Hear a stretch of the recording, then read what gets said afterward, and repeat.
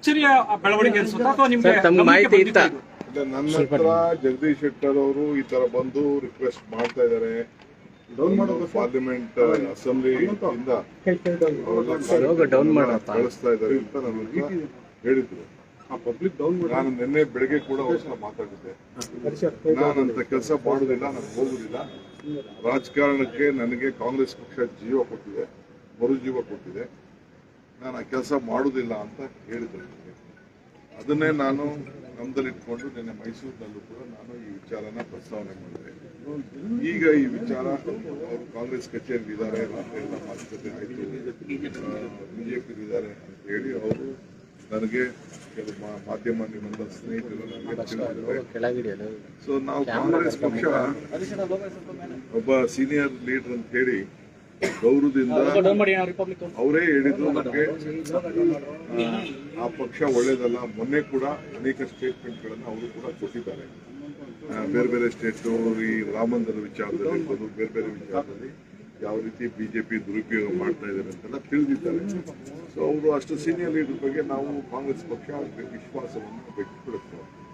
ಈಗ ವಿಶ್ವಾಸಕ್ಕೆ ಧಕ್ಕೆ ಆಗ್ತಾ ಇದೆ ಅಂತೇಳಿ ನೀವೇ ತೋರಿಸ್ತಾ ಇದ್ದೀವಿ. ಸೊ ಈಗ ಸ್ಪೀಕರ್ ಅವರಿಗೆ ಕೌನ್ಸಿಲ್ ಚೇರ್ಮನ್ ಬಗ್ಗೆ ಫೋನ್ ಮಾಡಿ ನಾನು ಫ್ಯಾಕ್ಸಲ್ಲಿ ಮೇಲಲ್ಲಿ ಕಳಿಸ್ಕೊಡ್ತೀನಿ ಅಂತ ಹೇಳಿದ್ರು ಅಂತ ನನಗೆ ನಮ್ಮ ಯಾರ ಆಫೀಸಿಂದ ನನಗೆ ಮಾಹಿತಿಯನ್ನು ಕೊಟ್ಟಿದ್ದಾರೆ. ಅವ್ರದ್ದೇನು ತೀರ್ಮಾನ ಇದೆಯೋ, ಒತ್ತಡ ಇದೆಯೋ, ಯಾವ್ದಾದ್ರು ಒತ್ತಡದ ಮೇಲೆ ಅದಕ್ಕೆ ಕರ್ಕೊಂಡು ಹೋಗಿದ್ದಾರೋ, ಅವ್ರು ಬಲವಂತವಾದಿದ್ದಾರೋ, ಅವ್ರು ಏನು ಹೇಳಿಕೆ ಕೊಡ್ತಾರೋ ಹೇಳಿಕೆ ಕೊಡ್ಲಿ, ಆಮೇಲೆ ಅದ್ರ ಬಗ್ಗೆ ನಾವು ದೇಶದ ಹಿತದೃಷ್ಟಿಯಿಂದ ನಾನು ಬಿಜೆಪಿ ಮತ್ತೆ ವಾಪಸ್ ಬಂದಿದ್ದೀನಿ. ಅವ್ರಿಗೆ ಸೀಟು ತಪ್ಪಿಸುವಾಗ ದೇಶದ ಹಿತ ಗೊತ್ತಿರಲಿಲ್ಲ. ಸೀಟು ತಪ್ಪಿಸುವಾಗ ಕಾಂಗ್ರೆಸ್ ಪಾರ್ಟಿ 5 ವರ್ಷದ MLC-ನ ಗೌರವದಿಂದ ಅವ್ರಿಗೆ ನಾಮಿನೇಷನ್ ಮಾಡಿದಾಗ ಕಾಂಗ್ರೆಸ್ ಹಿತ ದೇಶದ ಹಿತ ಗೊತ್ತಿರಲಿಲ್ಲ. ಅವ್ರು ಏನ್ ರಿಯಾಕ್ಟ್ ಮಾಡ್ತಾರೆ ನೋಡ್ಬಿಟ್ಟು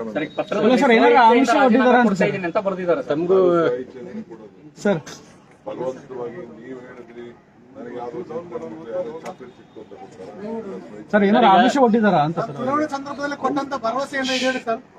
ಅವ್ರು ಹೇಳ್ಬೇಕಲ್ಲ, ಅವರು ಹೇಳ್ಬೇಕು ಏನ್ ಆಮಿಷ ಕೊಟ್ಟಿದಾರ, ಏನ್ ಕೊಟ್ಟಿದಾರ ಅಂತ ಹೇಳ್ಬೇಕು. ನಾವೇನು ಅವ್ರಿಗೆ ಬಹಳ ಗೌರವದಿಂದ ಕಾಂಗ್ರೆಸ್ ಪಕ್ಷ ಅವ್ರನ್ನ ನಡೆಸ್ಕೊಂಡಿದೆ, ಇಷ್ಟು ಮಾತ್ರ ನಾನು ಹೇಳ್ತೀನಿ.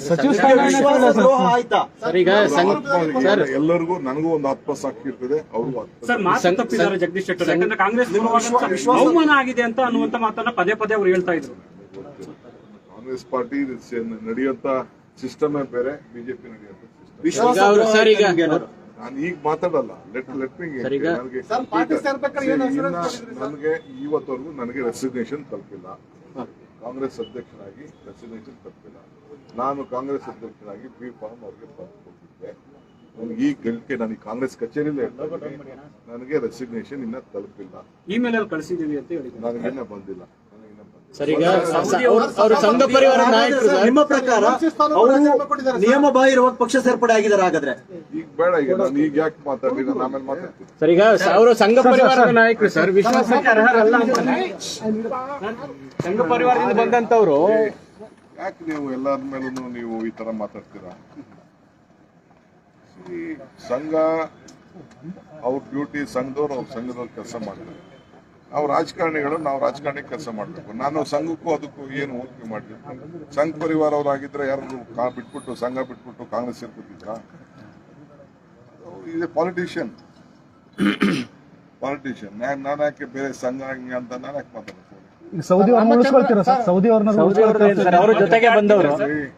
ತೆಲಂಗು ಯಾರು ಬಿಟ್ಟು ಹೋಗಲ್ಲ. ಜಗದೀಶ್ ಶೆಟ್ಟರ್ ಏನು ಹೋಗಿದಾರೋ ಅದು ಬೇರೆ ವಿಚಾರ. ಬೇರೆಯವರು ಜನ ಅವ್ರನ್ನ 35,000 ವೋಟಲ್ಲಿ ತಿರಸ್ಕರಿಸಿದ್ರು ಕೂಡ ನಾವು ಕಾಂಗ್ರೆಸ್ ಪಕ್ಷ ಬಹಳ ಗೌರವದಿಂದ ಅವ್ರನ್ನ ನಡೆಸ್ಕೊಂಡಿದ್ದೀವಿ. ಮಿಕ್ಕಿದ್ದು ಆತ್ಮಸಾಕ್ಷಿ ಮತ್ತು ಜನ.